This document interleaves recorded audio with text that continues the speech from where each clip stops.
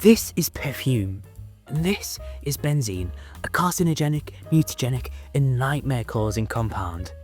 And I decided to synthesize it from cologne, because why not? Unfortunately, the bottle was sealed, so I did have to apply the scientific method of sweep-work hammer. Apparently, if you do this a few times, people like it, so I was left with this bag of glass and liquid, and also a bag of polymer. I poured the liquid into a filter funnel to get rid of the glass, and then I measured the volume of what I had, which was around 44 millilitres. I poured in 50 millilitres of water and 50 millilitres of DCM to pull out all the oils. That's dichloromethane.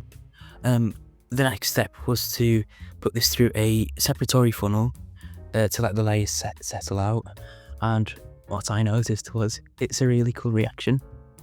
So I collected all the oils from the bottom layer, then I evaporated the DCM using a water bath. It took quite a while, to be fair, but I was left with this source of emulsion and oil, and to this I added sodium hydroxide. Now this was saponification. Basically we're breaking the ester bonds, and now we need to heat it up at around 80 degrees Celsius for an hour. While that was happening, I prepared the 10% solution of hydrochloric acid by adding 22 millilitres of water and 8 millilitres of concentrated acid. This was for our next step, the acidification.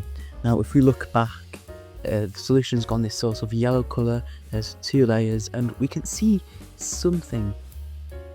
Now, I had tried adding the hydrochloric acid into here, and this was benzoic acid supposedly, which was crystallizing out. After I cooled the solution, and I added an all-white hydrochloric acid to give me a solution which was around a pH of 2, and this should have been enough for the crystals to go out. But unfortunately, nothing came from the filter. I even tried centrifuging it to see if anything would, settle out, if there was anything there.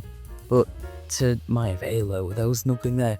But as a last resort, I poured in some alcohol to try and then get the benzene to come out.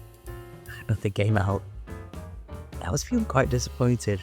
So just to make sure that there was something there, I added some sodium carbonate, which it did react. But to see, the thing is, I can't be sure whether that was because of the hydrochloric acid or just the benzoic acid. Yeah, would I do this again? Probably not. Shout out to the 3 crystals of benzoic acid.